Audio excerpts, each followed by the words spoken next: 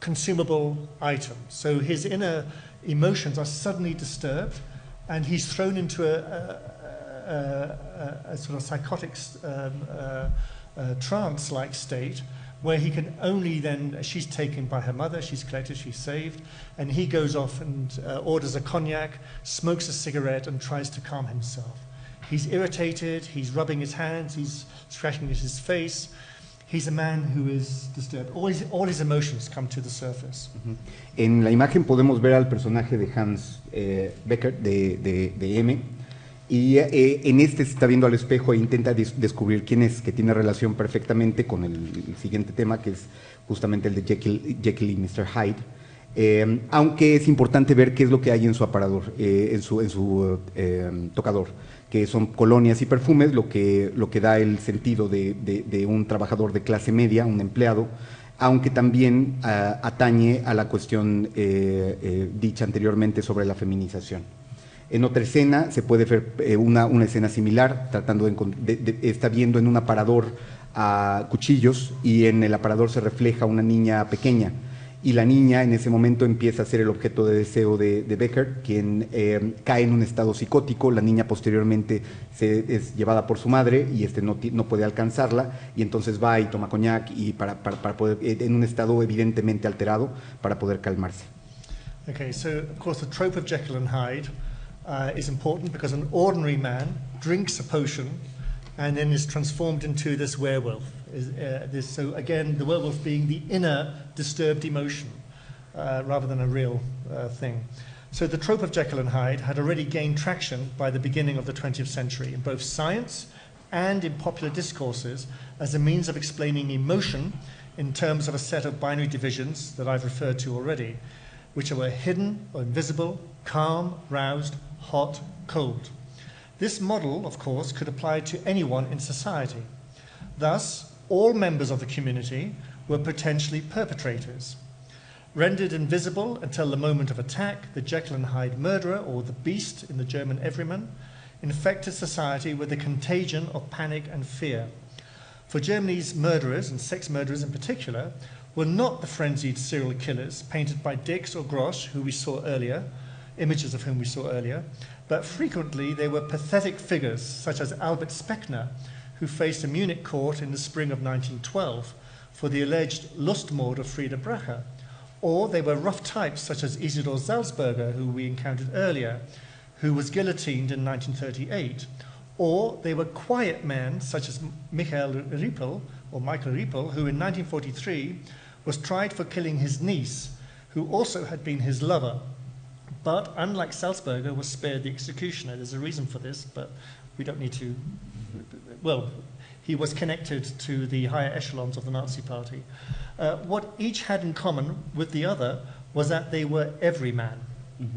Ok, el tropo de Jekyll y Hyde, este personaje que al momento de tomar una pócima se transforma en una especie de monstruo, había ya tomado lugar en el imaginario para el principio del siglo XX, tanto en los discursos científicos como populares, como un medio de explicar la emoción como un set de divisiones binarias, como se refiere arriba: oculto, visible, calmado, excitado, caliente, frío. Como el modelo podía ser aplicado a cualquiera podía ser un perpetrador en potencia.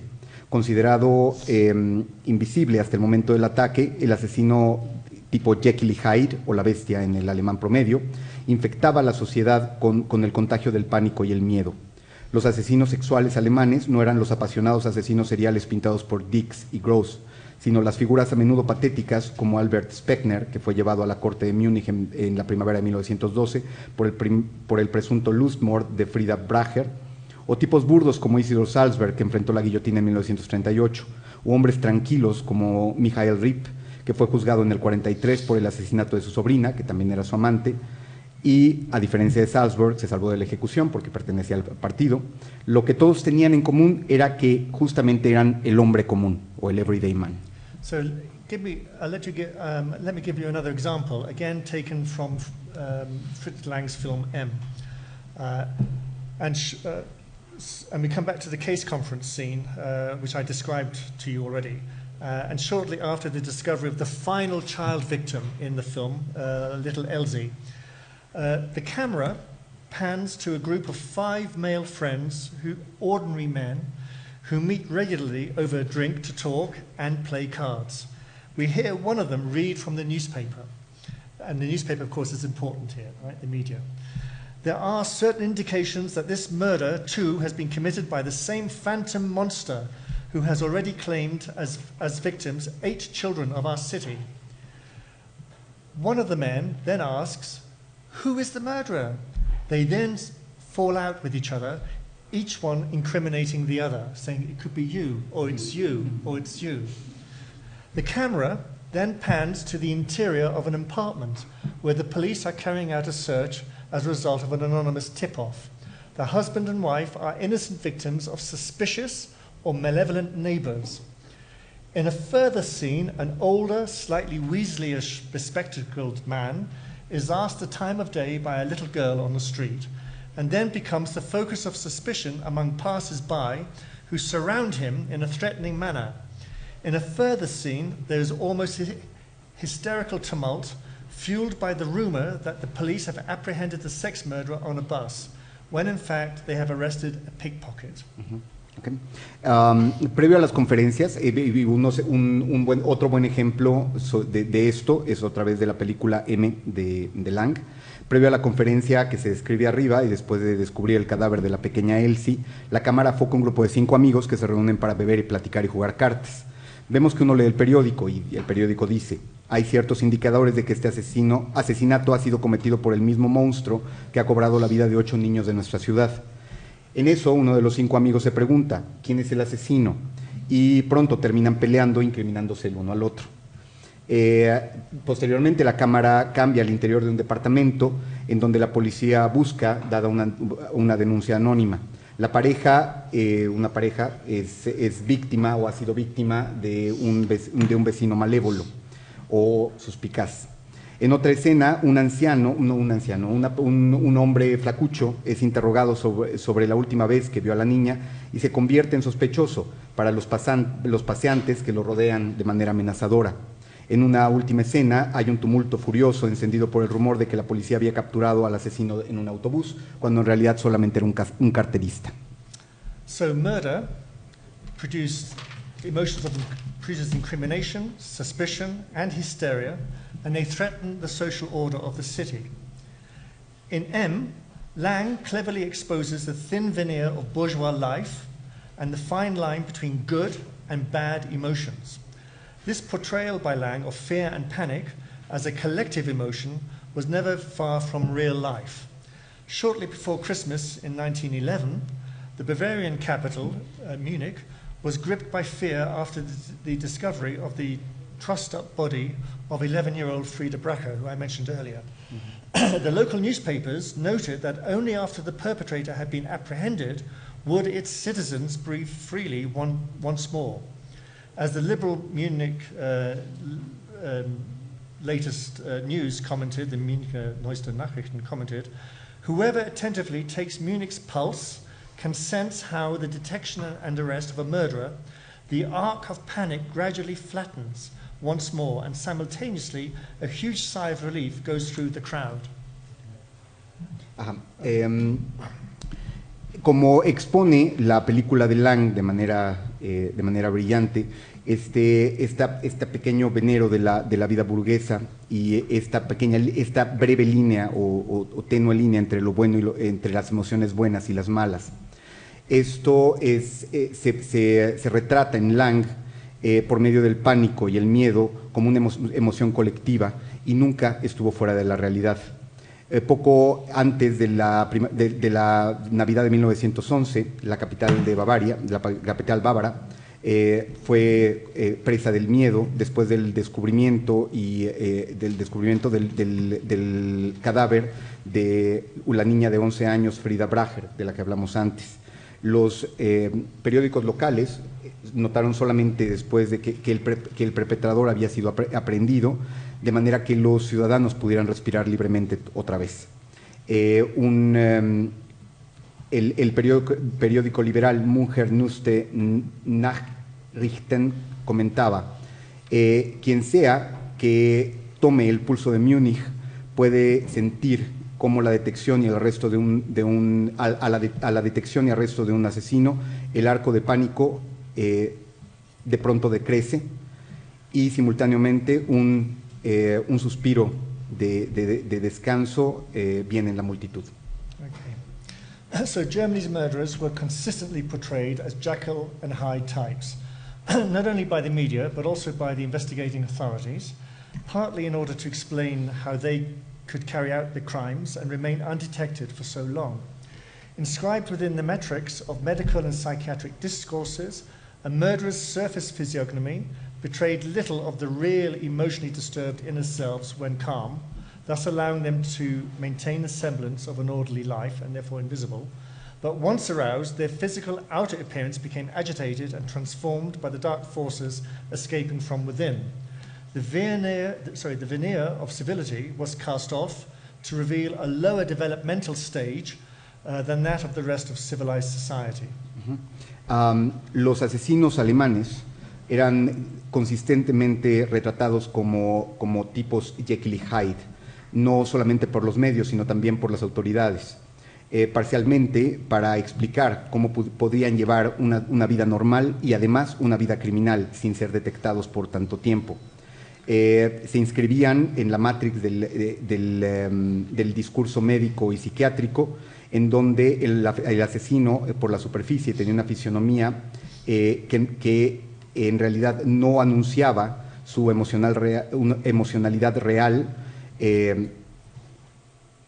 cuando estaban tranquilos, y que se permitían que este semblante cayera una vez que se agitaban y se transformaban por las fuerzas oscuras que escapaban desde adentro. La imagen de civilidad se caía para revelar el personaje bajo que convivía con el resto de la sociedad. Okay, so in the final scene of Franz Wiedekind's play, which I mentioned earlier, Pandora's Box, when the character Lulu is murdered by Jack, the Ripper appears with animal attributes and a contorted physical appearance that is supposed to mirror his disturbed emotional state, thus conforming to the stereotype of the degenerative type that had become common currency in criminal biology discourses by the turn of the century. In Lang's film M, Beckett's emotional state is mirrored in his dilated eyes, his agitated state, the frenetic rubbing of his hands, and so on, that I've mentioned already to you. Mm-hmm. According to the sexologist Richard von Krafft-Ebing, whose work was quite important, well, was very important in this period, sex crimes against children were the most telling example of adult impotence and underdevelopment, moral dementia, as well as a form of nervous disorder brought about by the overstimulation of the modern world. Now we're back to George Simmel. Mm-hmm. The pathologically emotional character of the degenerative type was also driven by an animal hypersexuality, a trieb, that ended in sexual crime, sexual murder. The degenerate, argued Krafft-Ebing, once aroused, fell into a delirium, became impulsive and aggressive, his highly emotional state only finding release in sexual violence against women or children. Unable to control the libido and to enjoy normal sex within the confines of a normal relationship, he first stalks his prey, and in the heightened state of arousal, which the stalking actually creates, his emotional tensions are unleashed in a sexual frenzy. Uh-huh.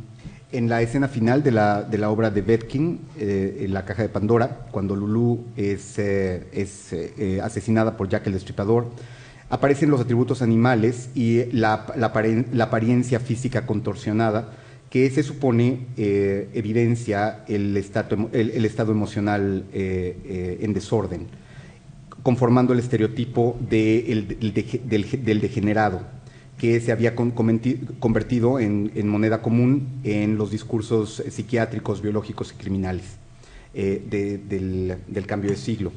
El Beckert de Lang también puede ver su estado emocional por sus ojos dilatados, su estado agitado, su frotar de manos frenético, etcétera. De acuerdo al sexólogo Richard von Krafft-Ebing, los crímenes sexuales contra niños eran los mejores ejemplos de impotencia adulta, de demencia moral y de un desorden nervioso traído por la sobreestimulación del mundo moderno. El personaje emocionalmente patológico tiene este tipo de degenerado que se dirige por una hipersexualidad animal, o TEV, que termina necesariamente en un crimen sexual. El degenerado, según Kraft-Ebing, una vez que alcanzaba el nivel de delirio, se volvía impulsivo y agresivo. Este estado altamente emocional llegaba a necesitar de la violencia sexual contra las mujeres, ya que no era capaz de controlar su libido y disfrutar de una vida sexual sana. Ya está. Okay, thank you. Coming now to the conclusion. There was a fundamental contradiction in this approach, or these approaches, to the emotional life of the murderer and his crime. The idea of dangerous emotions threatening to spill out of its social codex of norms to contaminate the social body and destroy it was confronted by the powerful imagery of the preying and cold-blooded beast that eschewed society and lived outside its moral norms. This vocabulary can be found in much of the academic writing of the time, and most powerfully in media representations of murderers. But it was also the imputed absence of emotion that was threatening because of its lack of human empathy. The pathological, the psychotic murderer was on the one hand a nervous bundle of dangerous and uncontrollable emotions, while on the other hand he was completely unable to identify with fellow humans, therefore he was a sociopath. And here was the real power of Jekyll and Hyde as a paradigm of emotions in the city. Mm-hmm. By the mid-1920s, and certainly by the early 1930s, criminal biological discourses had pathologized the murderer's emotional history even more dramatically than at the time of Spechner before the First World War, and with increasingly dangerous consequences. Unable to develop fully into a stable personality, the murderers, indeed the criminal type per se, dangerous emotions were to be expunged from society's midst. At a benign level, that removal might take the form of castration or incarceration, but at the extreme level, it took the form of extermination, which we saw in the case of Salzburger. Okay? Yeah, Okay. And I'm going to my conclusion. Sí. Por supuesto que hay una contradicción fundamental en estos enfoques hacia la vida emocional del asesino y de sus crímenes. La idea de las emociones peligrosas que amenazan con salpicar los códigos sociales y las normas para contaminar el cuerpo social y destruirlo, eran confrontadas con el imaginario poderoso de la bestia de presa y a sangre fría que escapa a la sociedad y que vive fuera de sus normas morales. Este vocabulario puede ser encontrado en muchos de los escritos académicos del tiempo y de manera más importante en las representaciones hechas por los medios acerca de los asesinos. Sin embargo, también se les imputa ausencia de emoción, la cual era amenazadora por su falta de empatía humana. El asesino psicótico patológico, el sociópata, estaba por un lado fuera de sus emociones o de sus sensaciones, mientras que el otro asesino, el asesino lujurioso, era el que estaba en contacto con ellas. Para la mitad de los años 20 y ciertamente para el principio de los años 30, los discursos biológicos criminales habían patologizado la historia emocional del asesino, incluso más dramáticamente que en los tiempos de Spechner, y con consecuencias cada vez más peligrosas. Sin poder desarrollar completamente una personalidad estable, el asesino, que era un criminal per se, desarrollaba emociones peligrosas que tenían que ser expurgadas de la sociedad y en el nivel más benigno esa extirpación tendría que hacerse en la forma de la castración o el encarcelamiento o incluso en casos extremos por medio de la ejecución. Okay. Sorry, because I found my place again. So, the study of murder, especially through such micro-histories that I've been presenting to you today, shows the centrality of emotions in constructing not only the criminal, but also the public sphere. How through tackling murder, ideas of emotions developed in tandem with emerging state agencies whose task was to both shape and regulate society. In the same way that in a later era, knowledge became acknowledged as power and the personal became political, so too was scripting emotion a form of power, and its usage was also political. All those involved in pursuing Isidor Salzburger to the guillotine in 1938, from the police officers and forensic experts to the ambitious young prosecutor and judges, all of these people became stakeholders, to use the modern term, in his emotional constitution as they constructed it. His arrest, and later, a year later, that of another man, Johann Eichhorn, and their subsequent trial and execution provided a public display by the regime, the Nazi regime in this case, of its ruthless determination to extirpate from its midst enemies of the Volksgemeinschaft, the people's community. Through the careful manipulation and control of public emotions, society was drawn closer to the state in a shared moment of vengeance. This is the people's will that was referred to earlier in the quote I read out to you. The Nazi state was thus the beneficiary of murderers' fate.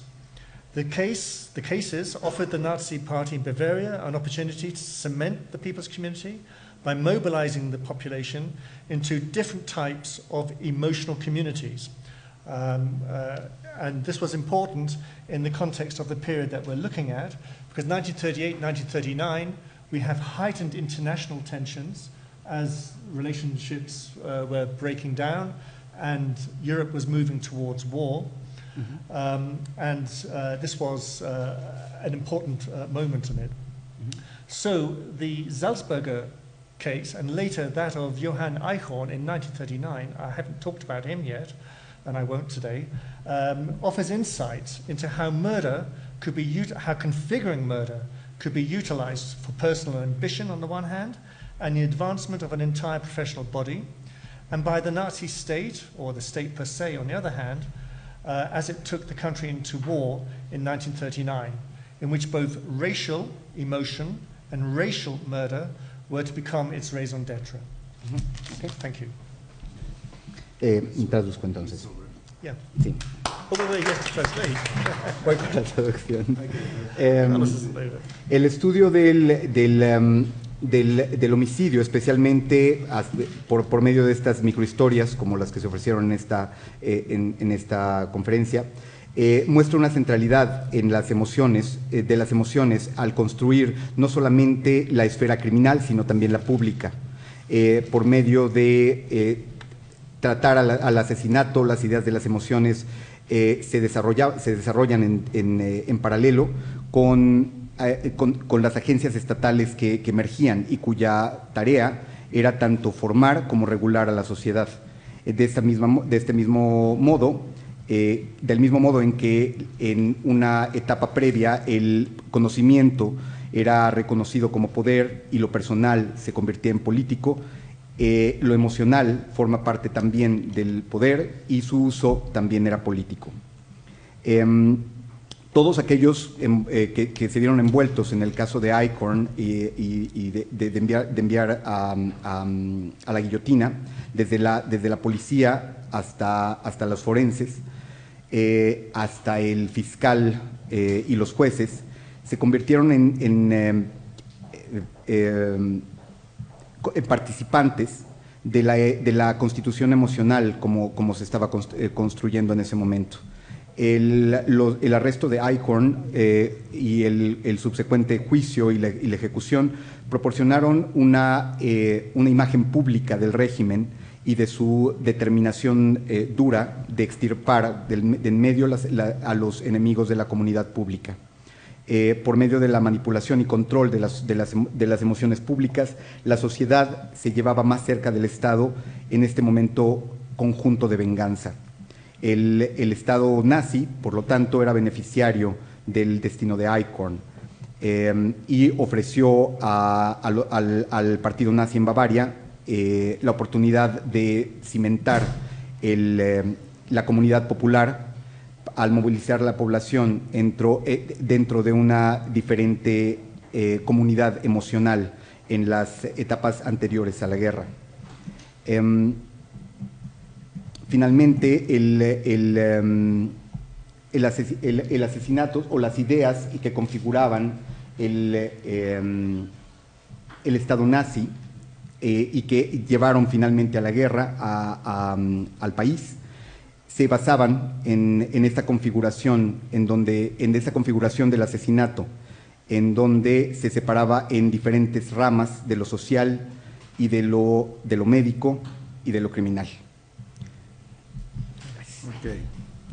Bueno, tenemos una muy minuciosa historia del crimen en Alemania y vemos que el doctor McElligott hace un trabajo de gran envergadura en el sentido de cubrir no solamente un periodo, sino los efectos que tienen los crímenes que se cometen en Alemania, los efectos que tienen en la sociedad y los efectos que tienen en el Estado, ¿sí?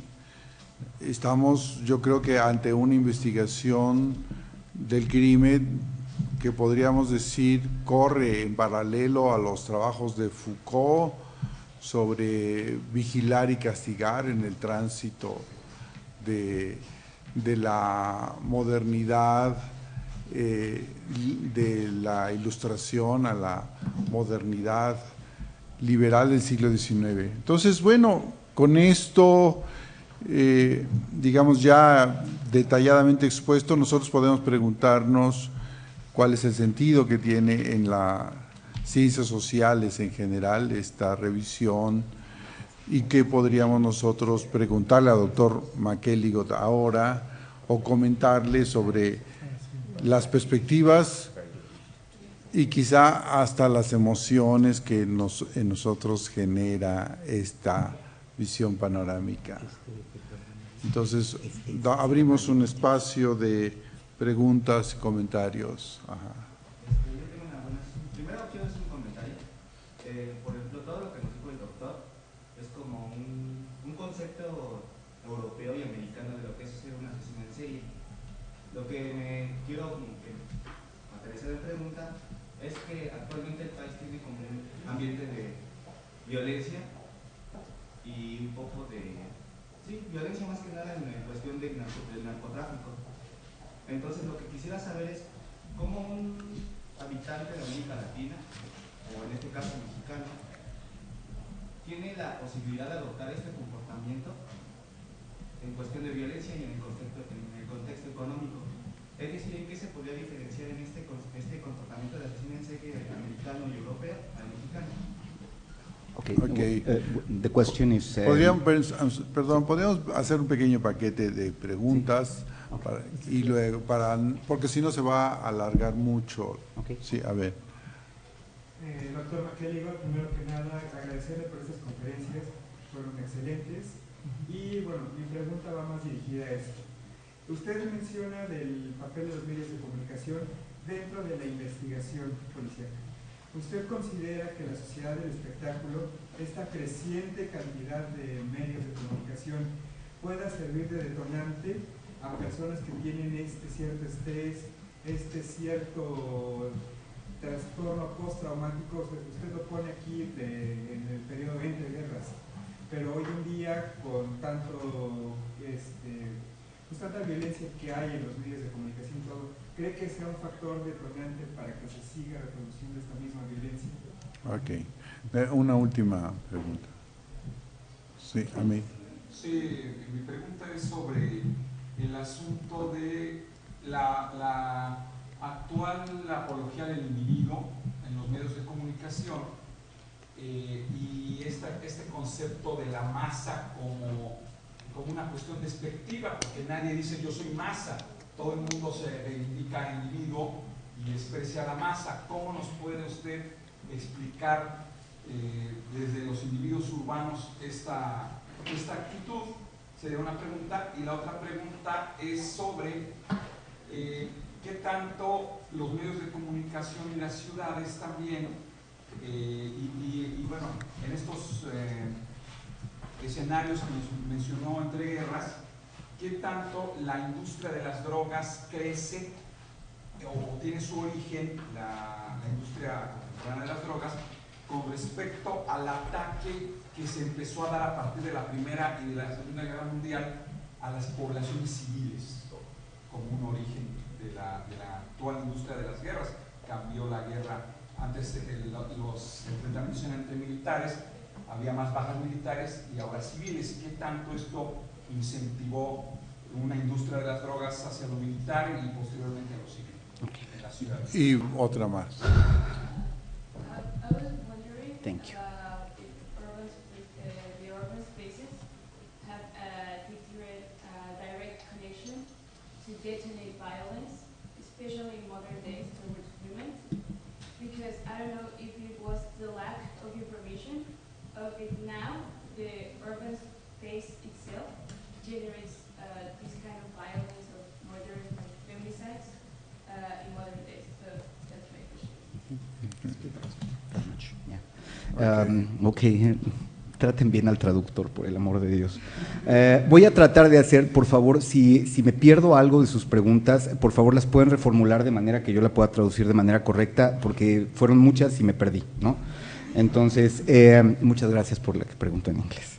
The first question would be about violence and drug dealing. How can these images of the murderer that you depicted in your talk have to do, or could they have to do, with the Latin American and specifically the Mexican society and this idea of the drug dealing murder? The idea is that with all this violence we've got inside the city, these possibilities of disregarding the health or the mental health of people are not quite kind of acceptable. So how can these first images of the murderer in the European American perspective can be linked to the one in Mexico and Latin America? Okay. Can I have the other questions? Yeah, sure. The second one. Sí, no me faltó nada de tu pregunta. Okay. About the media in police investigation, how is showbiz triggering, or how can showbiz trigger these behaviors that you mentioned in your talk and that were believed to happen in the 1920s and 30s? Is this excessive violence that right now is deployed in showbiz instigating to the same behaviors? ¿Sí está bien? Sí. Okay. The fourth one is the third one. Yeah. This current apology of the individual in the media and this despective way of dealing with mass, and that is actually mentioned in your talk. How come that that we can be considered part of a mass when actually we are? Creo que me perdí algo de tu pregunta. ¿Me la puedes repetir? Sí, ¿qué tanto en las ciudades este sentido de anonimato genera que todos nos reivindiquemos como individuos y haya una ilusión tanto individual como mediática de una apología del individuo? Okay, yeah, it's about this image that we've got from the individual that we all recognize. We don't recognize ourselves as part of a mass, but as individuals ourselves, even in cities. And it leads to an apology of the individual. Porque nadie quiere ser masa. Because, todos queremos ser exactly. individuo, o nos identificamos como tal. Because nobody wants to be mass. Okay. part of a mass. Okay.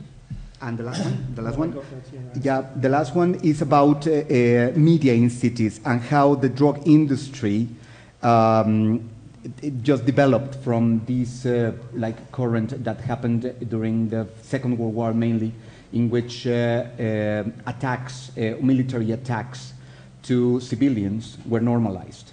And in previous times, it was only, or there were only military bases or military against military. But in this case, this attack to civilian places, how come the drug industry could have come in? Yeah, esa cuestión de perdón. Sí, está bien. Sí, drug industry. Y falta la de ella. And how come that this drug industry started with participation in the military, and later on it moved towards the civilian, now I military. think just very briefly on that score, I think the best person to answer that is probably Alan Knight, Okay. a very good friend of mine, who this is just completely outside of my competence, I think, because it's to do with a whole different set of questions. But I will try to answer all these questions in Faltó una. in a way, but I will. And the last one. Oh yes, I got feminicides. the connection. Yeah. I think the question relating to the concept of violence and again, I'm not going to, because I didn't talk about drug dealing. I mean, there was drug taking in Germany in this time, in the cities. Cocaine was very popular, and other forms of drug, opium, was very strong. Opium dens in Hamburg were quite famous or notorious, depending on your take, in, again, one of the slum districts down by the docks in the Antoni Strasse. But these were places to get lost, to lose yourself. There are one or two studies that have looked at the drug trade, and there is now a major postdoctoral study of the drug industry, drug trade in Germany in the 20th century, which is currently underway, and that might well produce some sort of answers. In my studies, drugs have really only, or opium or cocaine, really has to do with the leisure consumption, so consumerism and consumerist behavior. But as a stimulant, but which destimulizes because you go into a sort of a trance-like state.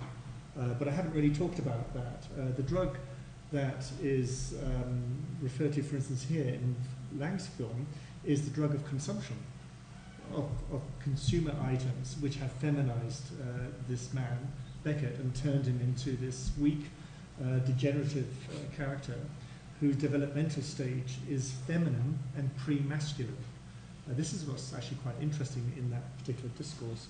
But I think the question on whether we can come to some sort of universality in taking violence as a concept and applying it transnationally, I think it's a really good one. It's a good question. And this is currently also the focus of a large project being undertaken by Robert Gerwarth and Mark Jones, Alan Kramer and John Hall, who have looked not at the Second World War, but at the First World War, and how a different type of violence emerges, which breaches the boundaries from military to civilian, because the type of targeting of civilian populations in the Second World War is already present in empirical studies have shown this, is already present in Europe in the First World War. And I suppose if we were to go even further back and say take the Napoleonic Wars or take the Franco-Prussian War of 1870-71, there you will also see this transgressive nature of violence from military to non-military targets, where in fact it wasn't so clear-cut who was military and who wasn't military.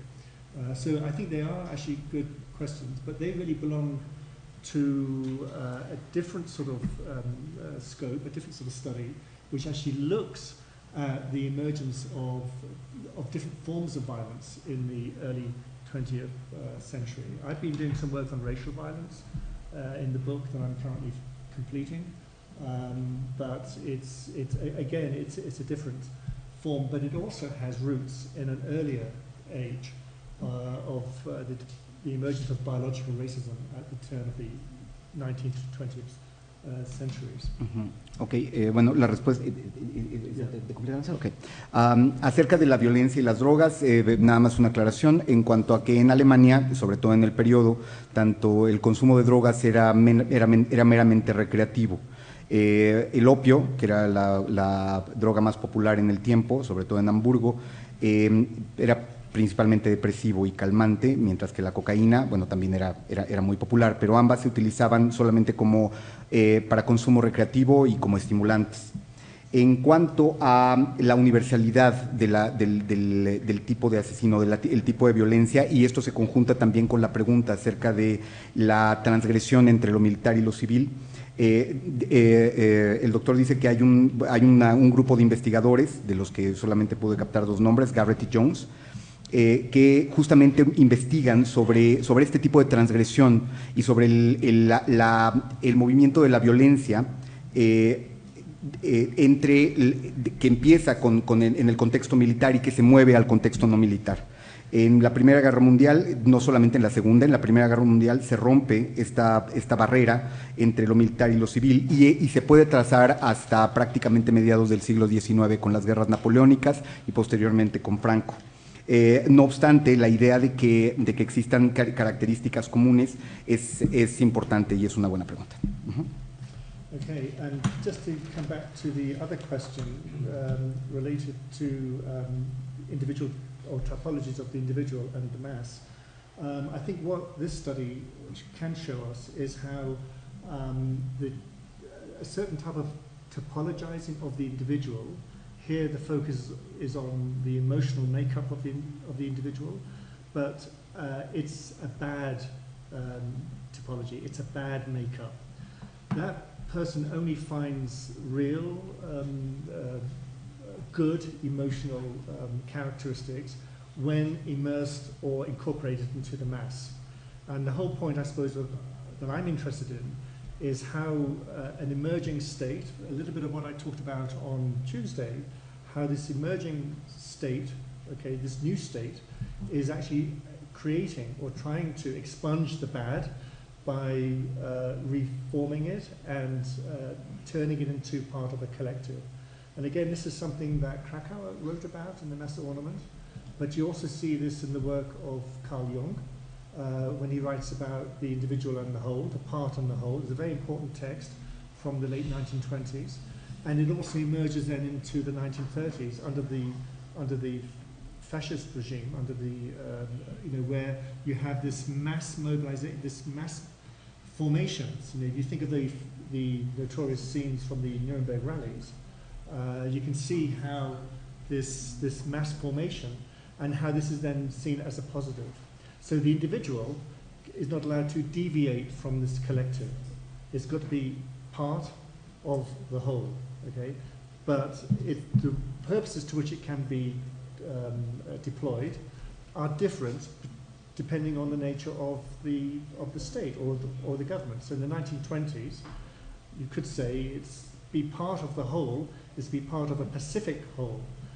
In the 1930s, it's being part of a martial whole, i.e. a warlike whole, yeah, under the Third Reich.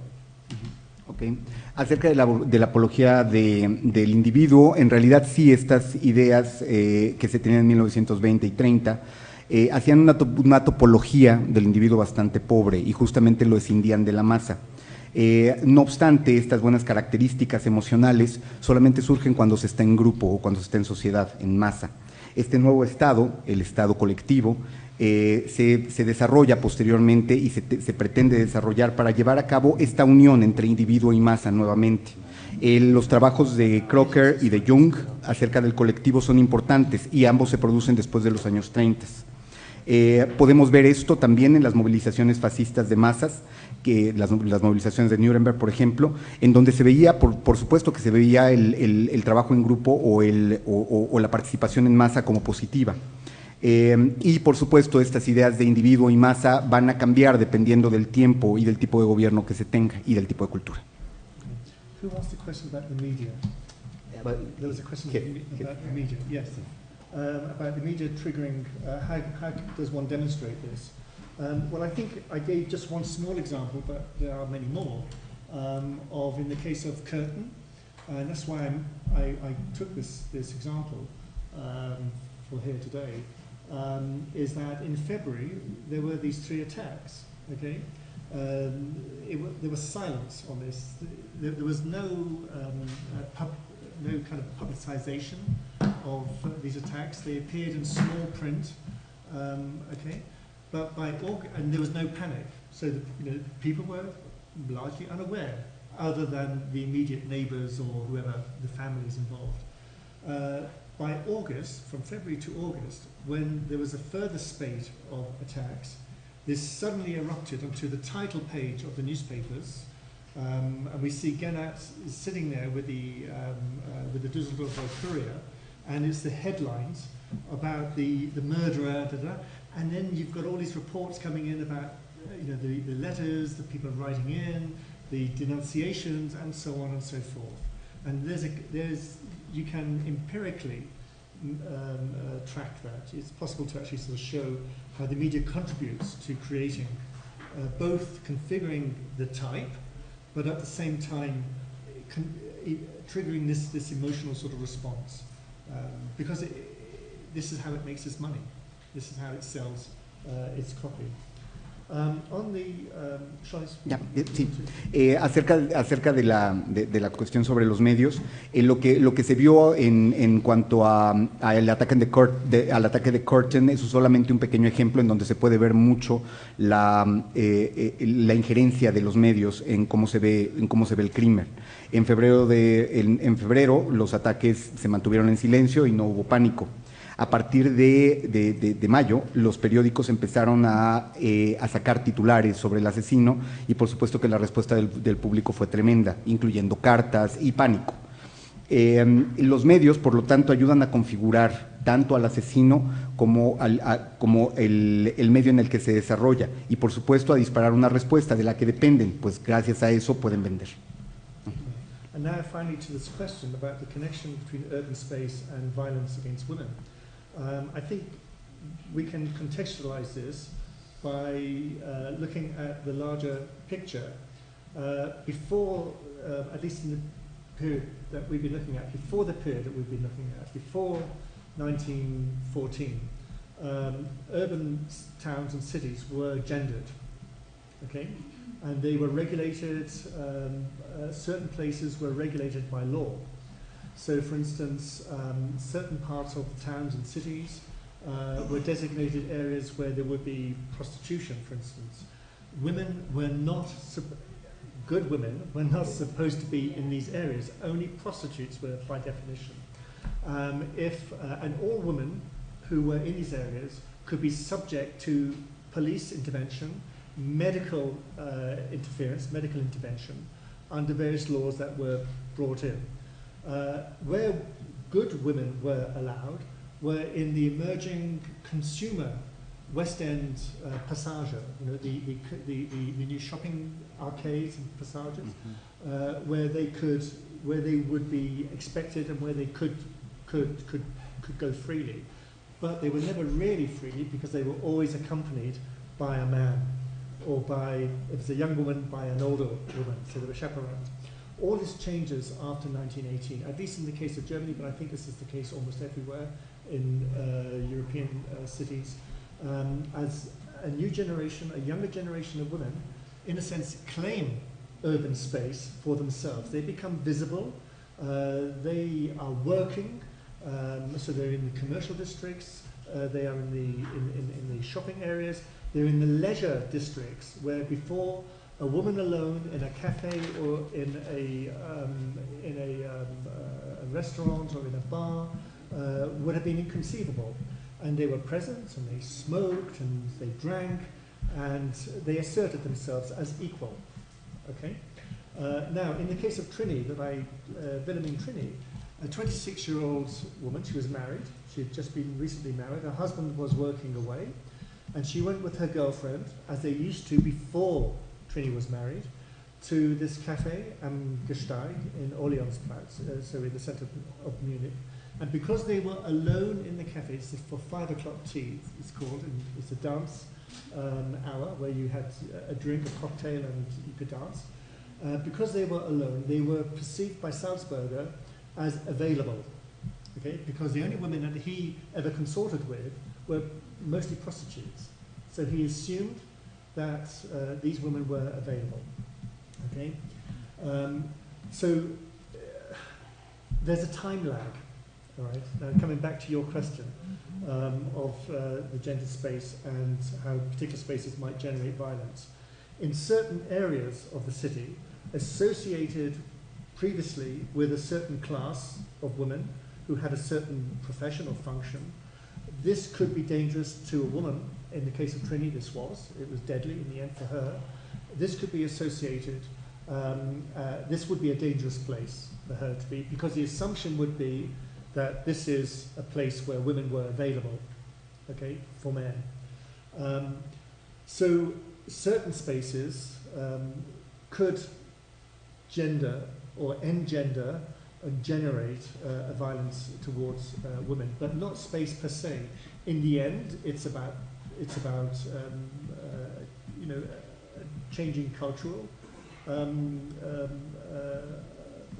vision or view of life and of the relationships between women, but also about policing, about rendering spaces safe for everybody. I mean, this was the thing about Curtin in Düsseldorf. He was indiscriminate in his choice of victim.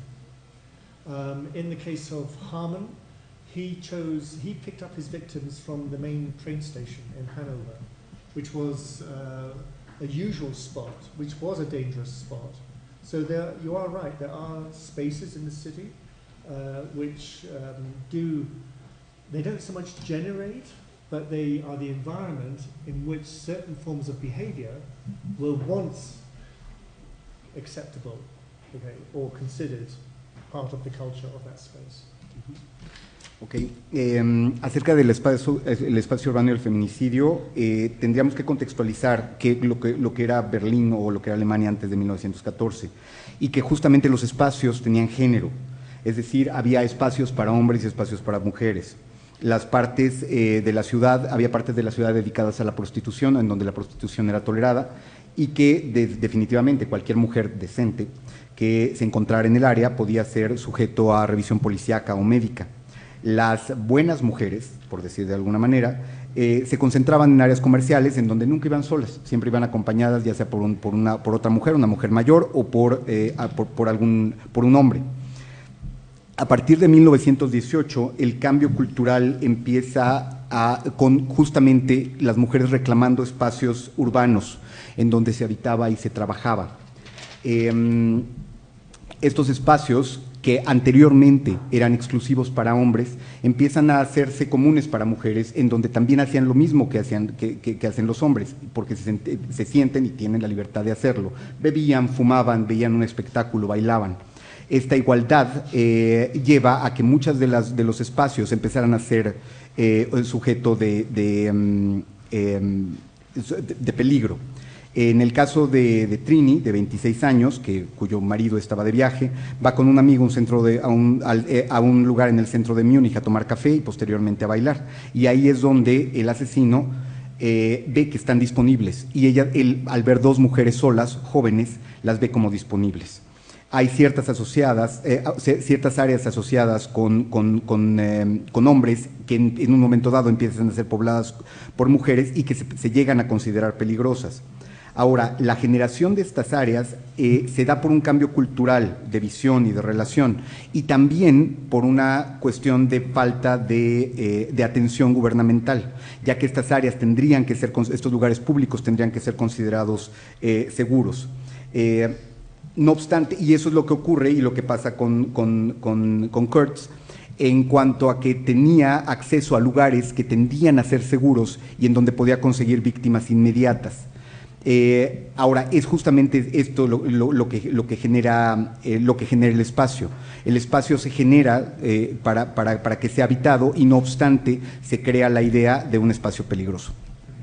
Just one further point to that, because you kind of reminded me of something. If you remember the images of the painters I showed, by Dix and by Gross, it's all within a very small time frame. That's the first question that we should be asking ourselves. Why in this particular time frame? I said they don't appear after 24, and we don't really see them before 1913. The other interesting point is all of the depictions that Dix uses are of prostitutes, and all of them are internal images. They're interior images. They're not external. They're not in the public space. They're in enclosed space. Dix took his material from a police forensic photography book that was recently published at the time he was making these paintings, and Grosch as well, by a man called Peter Wulffen, who was Hamburg's forensic photographer. And he compiled these images, and most of the images are of unsolved murders as well as solved murders.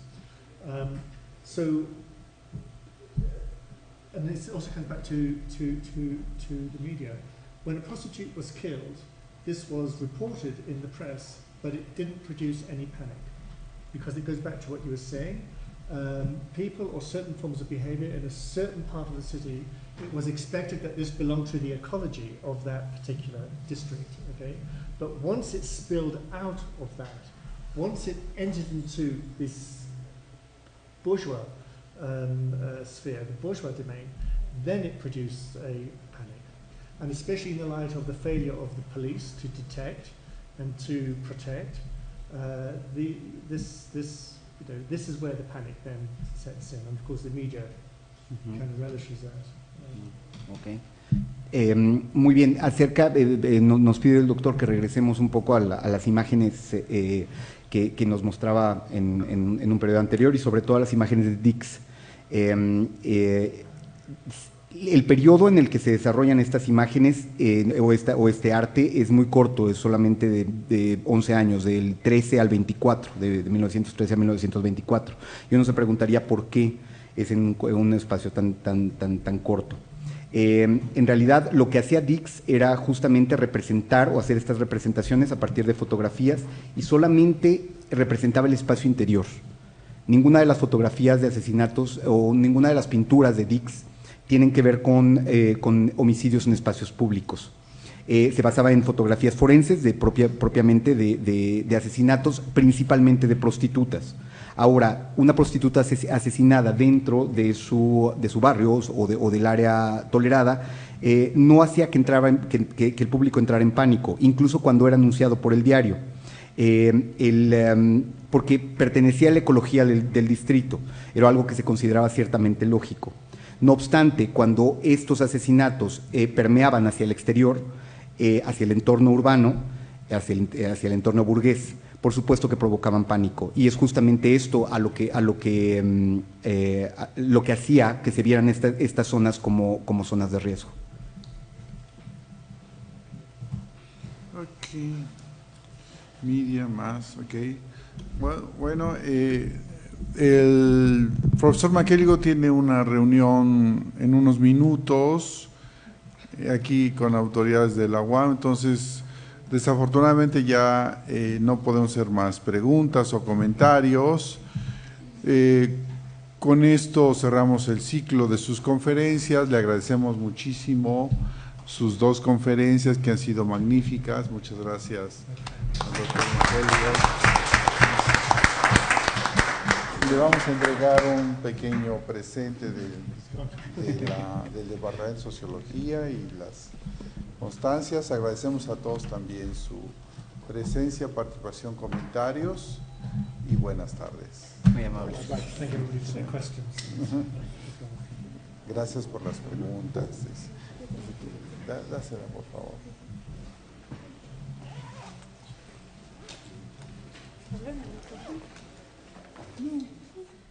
Así directamente.